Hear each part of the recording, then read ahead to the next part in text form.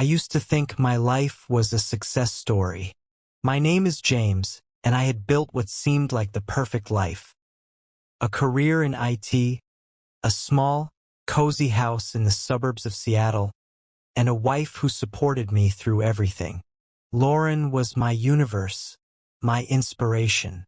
We got married 6 years ago after a short but passionate affair. And from then on I was sure we were made for each other. Our friends and acquaintances have always said that we are an example for others. We supported each other, had similar interests, and dreamed of having a family. But life, as it turned out, may not be that simple. It all started with small things. Lauren began spending more time at work, working as an accountant in a local office. She often came home late at night, citing burning deadlines. At first, I didn't pay much attention to it because we both knew what busy work schedules were like. But gradually, strangeness began to appear in her behavior. She rarely looked me in the eye, and more often answered the phone alone, closing the bedroom door. I didn't want to sound paranoid, but the anxiety was building. One day, when Lauren left her phone on the kitchen table, I noticed it light up with a message. The name Kyle was on the screen, and it was short, "Thanks for today. You were amazing." My heart sank. Who is Kyle? I tried to convince myself that he was probably just a colleague, a friend. But something inside me screamed, this is not just a friend. Over the next few days, I started to pay more attention to her behavior. Lauren was smiling while looking at her phone, but she was becoming more and more distant with me. One evening, I decided to talk to her directly. "Lauren, what's going on?" I asked as we ate dinner. "You've changed. We don't talk like we used to." She looked at me with a somewhat guilty expression, but quickly turned away. "It's okay, James. It's just that the work is exhausting," she said, not even trying to convince me. Her words did not reassure me. That night, when Lauren fell asleep, I decided to do something I had never done before. I picked up her phone and started looking through her messages. What I saw destroyed my trust in her. Her conversation with Kyle was filled with words I thought were reserved only for me. They were planning meetings, exchanging jokes, and, most painfully, talking about the future. All of this made me feel like a stranger in my own life. The next morning, I couldn't help myself. "Are you cheating on me, Lauren?" I asked her while she was making coffee. She flinched, but did not answer immediately. Her silence said more than words. "It's not what you think," she finally said, avoiding my gaze. "Then explain. Who's Kyle?" Her eyes filled with tears. "It's just a hobby. It's nothing serious." I could not believe it. The person I loved, with whom I dreamed of a future, was betraying me. But this was only the beginning. I decided to act. I hired a private investigator to find out the truth. What he found was even more shocking. Kyle wasn't just her coworker. He was her boss. But that wasn't all. Kyle had a dark past that Lauren seemed to have completely ignored. I learned that Kyle had used his position to manipulate women, and Lauren wasn't his first victim. I was torn between anger and a desire to protect her, even after she had betrayed me. However, the main blow came unexpectedly. One evening, when I was sitting in my office, reviewing the detective's files, the doorbell rang. Kyle stood on the doorstep. His confident smile and cocky tone pushed me to the brink. "We have to talk," he said, walking into my house as if he were the owner. Somehow Kyle knew I had figured it out. But he underestimated me. "You had the nerve to come to my house?" I asked, barely containing my anger. Kyle sat down on the couch as if it were his living room and calmly answered, "Let's not get all dramatic, James. I'm here to discuss adult matters. Grown-up things? I felt the blood rush to my face. You broke up my family, and you call that grown-up things? Kyle shrugged his shoulders, his self-assurance almost comical. Lauren made a choice, James. But I didn't come here to argue. I'm here to make a deal. What deal? You don't talk about what you found out, and I promise to leave her alone. We both know that everyone's ready to move forward without looking back. Because the most important thing is how I see myself now, not what happened once. And I decided that I would not let my past define my future. The process of change became for me much more than just an attempt to forget the past. It was a path of self-discovery that allowed me to find strength I hadn't even realized I had before.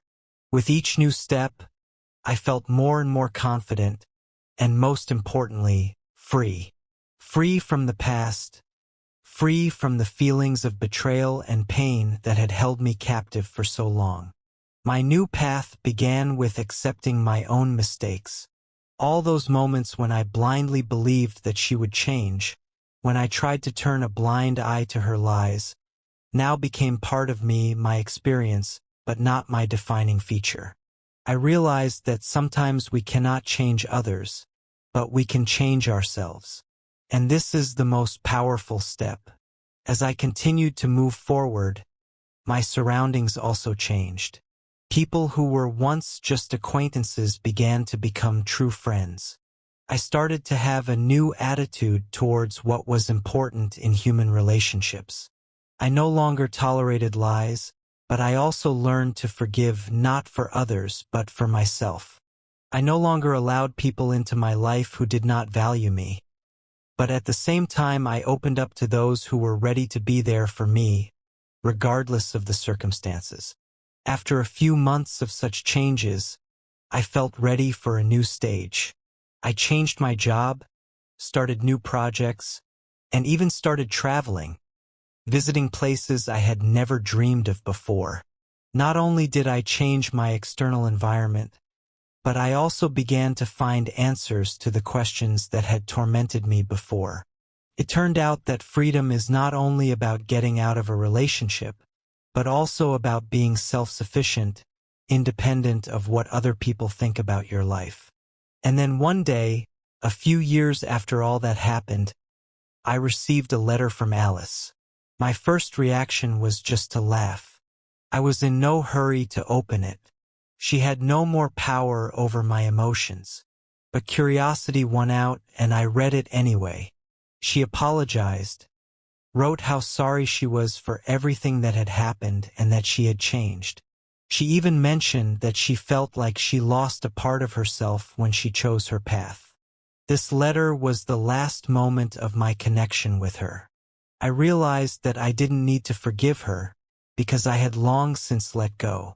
I didn't hold any grudges, but I also didn't need her presence in my life anymore. My experiences were in the past, and the future belonged to me. Every new day brought new opportunities, new acquaintances, new perspectives. I realized that the betrayal was only a part of my story, but it did not become my end. It became the impetus that made me break out of the circle of old limitations and find true strength in myself. And so, when I look back at everything that happened, I don't feel pain or disappointment. I feel grateful that this experience allowed me to understand myself, to understand what is really important. I am no longer looking for answers to the questions that used to torment me. I live my life and pursue my goals without looking back, because I know that sometimes the worst moments of life can lead to the greatest changes. This was my story, and although it had its dark moments, it gave me the opportunity to become who I am today. Because every betrayal, every disappointment teaches us something important. And in the end, it is always up to us to decide how we will live with them. My relationships with other people were changing, and so was I. I no longer looked for salvation in the faces of others. Instead of forgiving for the sake of relationships, I learned to forgive for the sake of myself. I did not allow people to enter my life if they did not bring happiness or peace. What was more important was what I could give myself, not what others could give me. Over time, my days became busy and my nights became peaceful. I was no longer worried about whether I would receive another letter from Alice, or whether I would run into someone from the past. And if I did experience any anxiety, it was only because I was not ready for the changes in the future. I began to notice how new opportunities and new perspectives were emerging, and the more I let go, the more room there was for them in my life. Within a year of my last meeting with Alice, I met Lucy. She was amazing, but I wasn't looking to her for comfort from my pain anymore. I wasn't looking to her to forget the past. We just started spending time together, and although at first it was just a fun time together, over time I realized that it could be the beginning of something real, and it was completely different than anything I had experienced before. I didn't try to remake her or change her. I didn't expect her to save me. We were both ready to love unconditionally. Lucy and I started traveling, discovering new places and new emotions, and with each new trip I felt reborn. I didn't know what lay ahead, but it didn't matter anymore. I was grateful for every moment, every minute we spent together, because I finally realized that I was able to open my heart not through pain, but through love and joint growth. She, like me, was a free person. She taught me not to be afraid to start again when everything seems lost. Step by step, we rebuilt my life together, and although I still haven't forgotten what happened, I learned to live without letting the pain become my identity. In the end, I became stronger. I learned to look at myself in the mirror, not as a person who was betrayed, but as someone who was able to go through hell and come out of it alive. And this path, which began with betrayal, has now become my greatest victory. Several years have passed. I became a different person, not the same person I used to be. I began to see life with a new perspective, and most importantly, I was finally learning to appreciate the simple moments that had previously seemed too familiar and unnoticeable to me. Lucy and I continued to develop our relationship, and although it wasn't always easy, I felt like we were moving in the right direction. From time to time, I thought about Alice, and although her betrayal remained a part of my past, I no longer felt that bitterness toward her.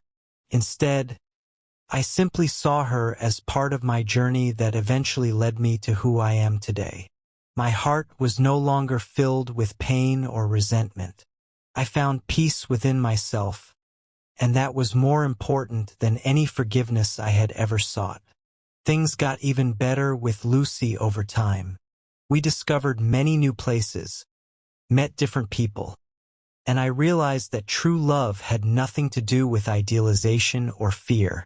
It was simply acceptance of each other with all our flaws and strengths, and the ability to love without asking and without expecting anything in return. Our story continued. We planned the future together, and although I was still cautious, there was no more room in my heart for the old hurts. I was ready to move on, and it was something I could not have imagined a few years ago. My heart was finally free. Lucy and I continued to build our life together, and although at first glance it seemed that we had already survived all the difficulties, the past would not let us go completely. From time to time, when I woke up at night, my thoughts would return to old memories. Alice's betrayal left a mark, even if I tried to erase it. But I didn't regret what happened because it made me stronger. One day we went on a trip to one of those places we had always dreamed of visiting. Lucy was happy, and I could see it in her eyes. This vacation was the real beginning of a new stage for us. We laughed, talked about the future, and felt that everything that had happened before was behind us. I was ready to forget my fears and doubts because I had found someone with whom I wanted to share my life. But one meeting turned out to be unpredictable. Lucy and I ended up in a cafe, where we ran into someone we knew by chance. It was Jennifer, Alice's former colleague. She immediately noticed me, and her gaze was piercing. In her eyes, I saw an echo of something that could not be ignored. She looked as if she knew more than she could say. I tried to avoid her gaze, but Jennifer came over to our table anyway. "We meet again," she said with a subtle smile. "I know why you're here, and I know what happened, but there is something you need to know." My heart stopped for a few seconds.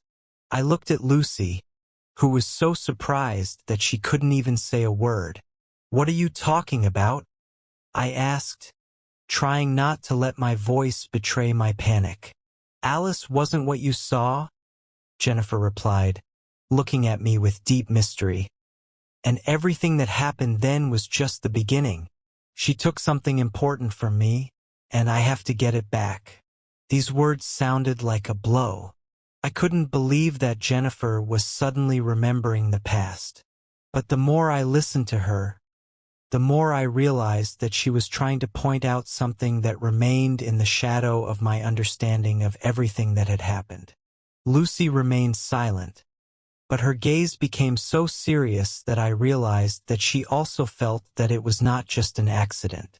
"You mean Alice did something else?" I asked, unable to contain my curiosity.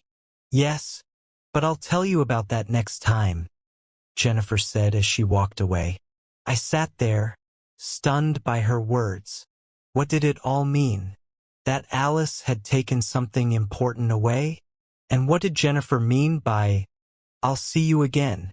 My head was full of questions, but I couldn't afford to act on impulse. Lucy was watching me with a wary look, and I could feel her concern gradually turning into anxiety. "Are you telling me that this was all just part of some big game?" Lucy asked after a few minutes of silence. I didn't know what to say. All these months after I found out about the betrayal, I was only trying to put it behind me. But this meeting with Jennifer was more than just a coincidence. "Maybe I should talk to her," I said, "but I don't want to cause any unnecessary problems. You know how long it's been since Alice and I broke up." Lucy took a deep breath and took my hand, as if trying to calm me down. "I know," she said quietly, "but if it's something important, we have to look into it. You can't just turn a blind eye to it." All this time I was trying to let go of the past, but something inside me became clear. Everything was still unresolved. There were still many things that remained hidden, and I felt that if I didn't find out now, it would haunt me for the rest of my life. Over the next few days, I tried to find any information about what Jennifer might have meant. I checked every possible source to find out more, even remembering that Alice worked in the same office as Jennifer.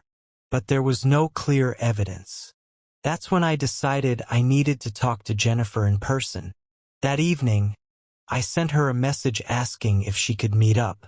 She agreed, and we arranged to meet at a cafe where it all began. When I arrived, Jennifer was already waiting at the table, drinking coffee and looking out the window. I sat down across from her, and we were silent for a few seconds. "Again, I don't understand what you're talking about," I began, trying to be calm. She looked at me with a look as if she knew I wasn't ready to hear the whole truth. "Alice took something that belonged to you," Jennifer said. "And it's not just money or things. It's something more important. But you know enough to understand." I felt my heart start to beat faster. Something more important. These words sounded like an explosion. What could be more important than everything I had lost back then? What did she mean by that? "You can't just ignore it," she continued. "I was there when it happened. You don't see it, but you need to see it to understand why things went the way they did." I didn't know what to expect. But I had already realized that I couldn't interfere in this anymore. I had to find an answer. Jennifer was silent. Her eyes were serious, but there was some hidden sadness in them. I looked at her, trying to understand what she was trying to say. All my internal anxieties and questions were intertwined, but I gathered myself and spoke. "What do you mean? What happened?" She looked at me after a few seconds of silence, as if trying to find the right words. Then, seemingly having made a decision, she said, "You know why we couldn't be together? It wasn't just because Alice left you. She took a part of your soul, a part of your memories. But, most importantly, part of your time that you could have spent with someone else." My fingers gripped the cup as I listened to her. What does it mean? I felt as if I had lost control of what was happening. Jennifer continued, "This is not just a betrayal in the sense you think. It is a betrayal in all its dimensions. She manipulated you, but not only for her own interests. You think she took everything you gave her, but in reality she stole even your most precious moments. I know it sounds strange, but you have no idea what it's done to you." I was ready to reject all her words because they just didn't fit in my head. But the feeling of anxiety did not leave me. I felt that this was something more than just emotional manipulation. "I don't understand," I said, confused. "What do you want me to understand?" Jennifer took a deep breath, then spoke slowly. "The day you left, I was there. I wasn't just watching. I saw how Alice used you. You became a part of her, and she became yours. You lost your freedom without even realizing it. She was actually very careful, making sure you didn't notice." I could not believe her words. They painfully penetrated my consciousness, making me doubt everything I thought was right. "You mean she made me believe it?" I asked in disbelief. Jennifer smiled bitterly. "It's not really like that. She just made sure you didn't notice what was really important. She was not just with you. She did everything to make your consciousness her own." These words hit me like a bolt of lightning. My head throbbed with the realization that it could all be true. She had been manipulating my life the way she wanted, and I hadn't even noticed. And now Jennifer, who had always stayed in the shadows, suddenly emerged to open my eyes. "Are you saying that everything was planned?" I asked, feeling every pulse in my body pushing me to the brink. "Yes," she answered quietly. "And now it's not just your fight. It's mine and yours. You didn't just come back, you realized what happened, but we have to go through it together." It sounded like an end point. I was overwhelmed with pain, mixed with horror and release from an unknown burden. I was no longer the person I had been before, but the question still remained. How could I recover from what had happened? We were both silent while I tried to find my answer. There was no clear path in my mind, but I knew one thing. I had to do something to close this chapter of my life. And, as strange as it sounds, I knew this was only the beginning. My head was full of thoughts, but none of them had a clear direction. Jennifer looked at me with a serious expression, silently waiting for me to make a decision. There was something more than just sympathy in her eyes. It was a challenge that I could not ignore. I could feel every cell in my body trying to find answers, but they didn't appear. Was it really all planned? Was Alice really manipulating me the way Jennifer claimed? I couldn't force myself to believe it, but at the same time, part of me was already doubting it. I felt that things were not that simple. What now?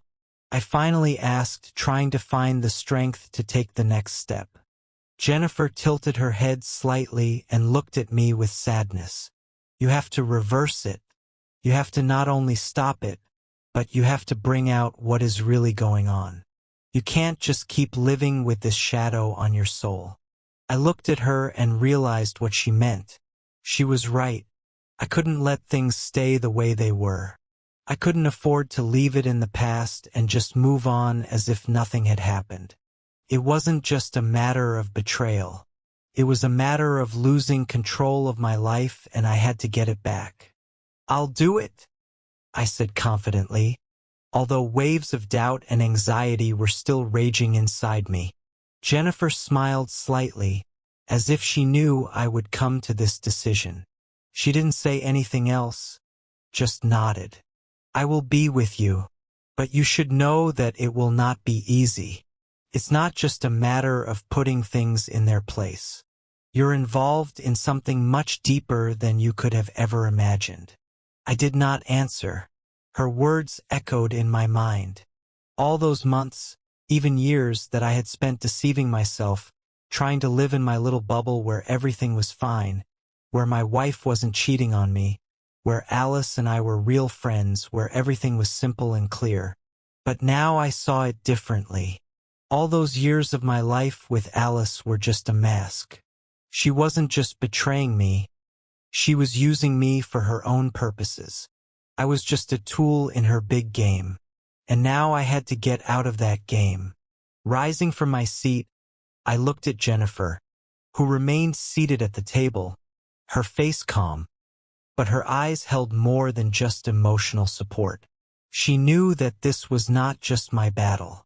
It was our battle together. Now I realized that I could no longer walk this path alone. This was the moment when I had to take the last step, either destroy this lie or leave it on my shoulders and let it drag me down for the rest of my life. "We have to find out the truth," I said, trying not to reveal how much my voice betrayed my feelings. Jennifer looked at me again, and her gaze became even more determined. "I know it's hard for you to believe, but you need to know one thing. You weren't just used by Alice. You were part of a bigger game. What's more, you need to know that there are many more people in this game who are affecting your life. You are not alone in this. And now it all depends on whether you are ready to go all the way." These words were hard, but they also gave me courage. I knew that I could not leave things as they were now. I needed to know the whole truth, and I was ready to do whatever it took to get there. "It's time to start," I said. I could feel my heart beating faster and faster as we left the cafe. Jennifer walked beside me without looking back. She already knew that I was ready for anything. And even though I didn't quite realize what I had signed up for, I couldn't back down. Every step was like pulling a trigger. I had a lot of questions running through my head, but I couldn't allow myself to give in to doubts again. I had already taken this step. There was no turning back now. Jennifer stopped, looking at me with a serious look. "Are you ready for what we might find?" she asked, her voice low and full of the hint that she knew more than she was saying. This was confusing me even more. I could feel my own doubts starting to rise again, but I held them in check. "I'm ready," I replied. It was more than just words. It was a promise. I couldn't stop anymore. We got into her car, and Jennifer started the engine. The silence between us was heavy. Every turn of the wheel on the road echoed in my mind like an echo of all that was yet to be revealed. Soon we pulled up to a large office complex, and Jennifer led me to the very office where I first met Alice. All this time I hadn't known this moment was coming, and now it was here. This was the place where my life began to fall apart, where this masquerade began, where I was deceived. The office was empty, but I could feel the presence of this situation piercing me to the bone. Jennifer, without saying a word, started working with the computer on the desk, entering data that only she seemed to have. "She's always been cunning," Jennifer said as she looked at the information on the screen. "But there's something you don't know. This wasn't just a betrayal. It was a plan. A big plan." I could feel my heart sinking as Jennifer brought up documents related to financial manipulation and illegal transactions. It turned out that Alice had other connections that I had never noticed. Her betrayal was only part of the complex game she had drawn me into. She wasn't just using you, Jennifer said, turning the screen to me. She was using you as a cover for her manipulations. And now it's all starting to come together. She showed me documents with signed agreements, money transfers, and financial schemes that I could not even imagine. It was not just an emotional betrayal. It was a real conspiracy, and I was part of it without even realizing it. It became difficult for me to breathe when I realized the scale of it all. I could not understand how I could be so blind. How could I not see what was happening right in front of my eyes? And worst of all, I realized that this was not the end. It was just the beginning. Jennifer looked at me and nodded silently. "Now you know the truth," she said quietly. "You can decide what to do about it. But keep in mind that if you want it to stop, you'll have to go all the way." I looked at the documents, at this evidence of how I had been used, and I realized that I now had a choice. But it wasn't just a choice about how to deal with Alice. It was a choice about what I would do with my life when all of this came to light. I raised my head, looking at Jennifer. "I'm ready," I said, not for the first time, but with more awareness. Now that I had all these answers, I could make a difference. But I also knew it wouldn't be easy. Jennifer looked at me, her eyes filled with mixed emotions. Compassion, determination, but also cold indifference. She knew that this was a critical moment for me. I had a choice not just to run away or to preserve my dignity, but to change everything.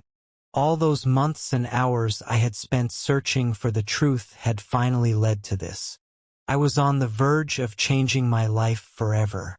She closed the laptop and stood up, keeping her eyes on me. It was clear that everything she had shown me was only part of the bigger picture. Now it was up to me to decide if I was ready to go further. "Now you know everything. But even now, I'm not sure you're fully prepared for what lies ahead. It's going to change everything. You can't just go back," Jennifer said, her voice growing more and more serious.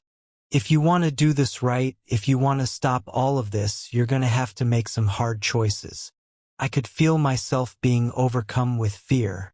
Fear not only of what I had learned, but also of what else might be revealed.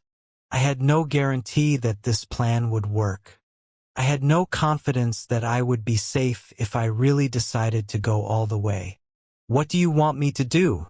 I asked, still not understanding what steps were needed.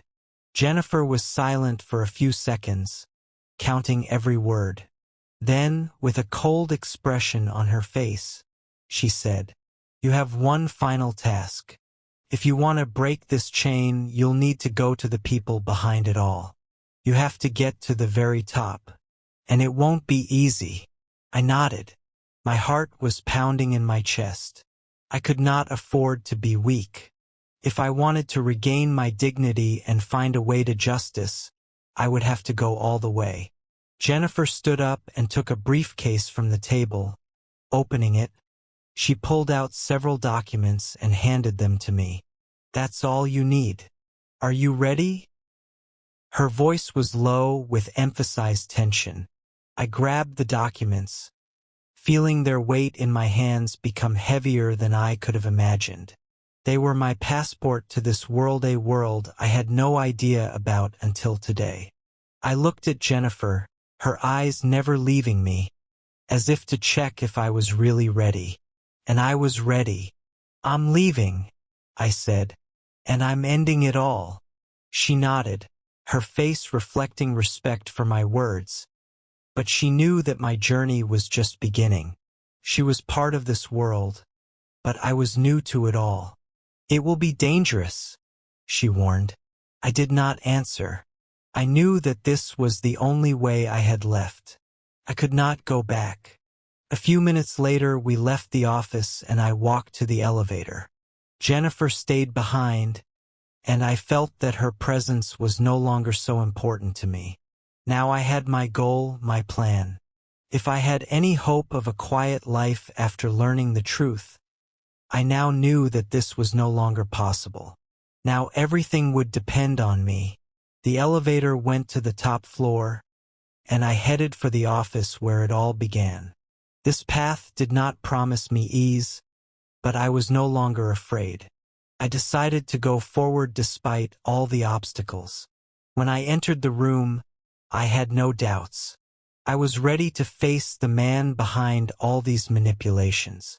Now I was on my own turf and I planned to end this game. I was standing in front of the office door where it all started.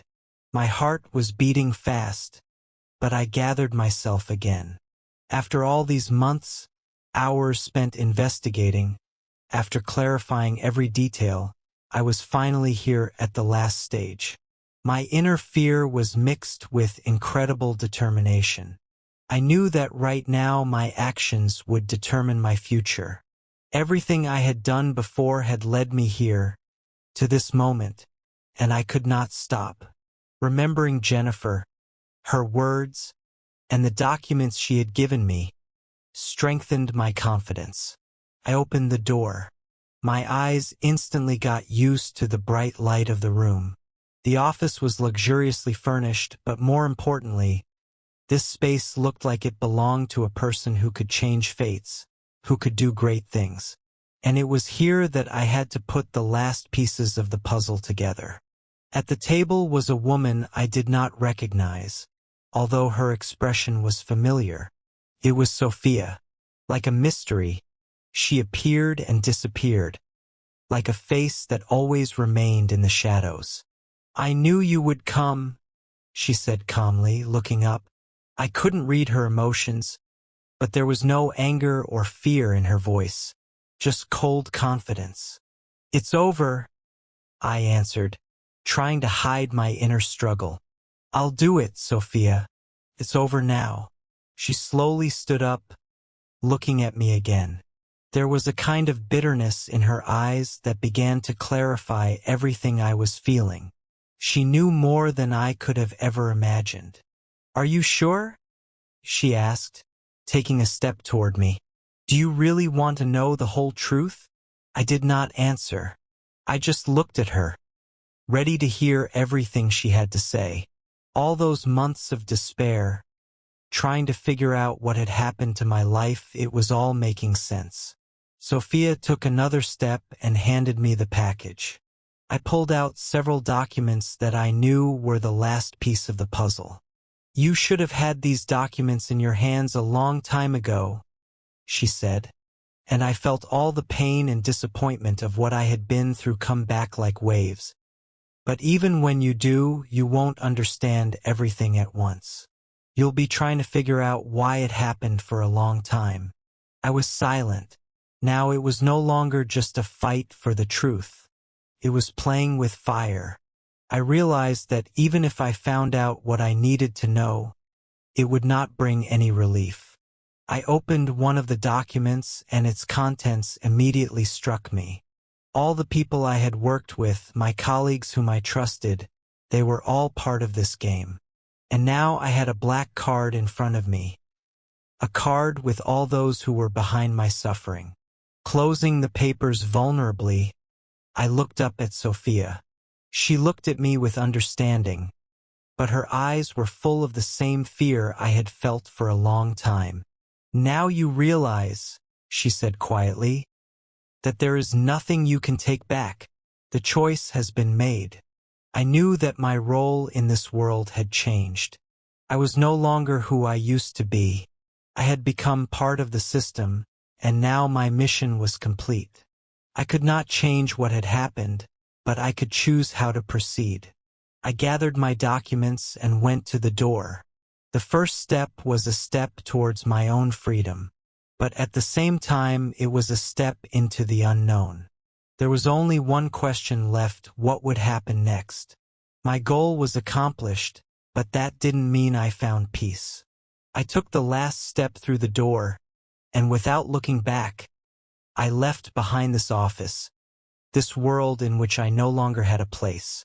All the documents I was holding in my hands became heavy, like a burden I could no longer carry. I could not turn back time, could not fix what had already happened. I went outside, and the city seemed cold and indifferent to me. The night was deaf around me, and even the stars in the sky looked somehow distant and ruthless. They didn't know what had happened and didn't care. But I knew one thing: my mission was over. All these months, all these disappointments, painful discoveries, lost trusts, they had already become part of my past. I slowly began to realize that the betrayal I feared was actually just the beginning of something bigger. It wasn't just a betrayal of my wife or even my former life. It was a betrayal of everything I knew and believed to be right. I was no longer someone who hoped for simple happiness or peace. I was different, with new knowledge, new ideas about the world. And although this did not bring peace, it became a kind of freedom. With every step I took, I was leaving behind all these complications, the people who had gotten mixed up in my life, and even my old self. But at the same time, I also felt that every next day could be a new beginning. Not because I was looking for recovery, but because all that was left was an emptiness that I could now fill with anything. My story was complete, but now I knew that no betrayal was the end. It was only a new path, a new page that I had to write, and what I decided to do next was up to me. I took another step forward.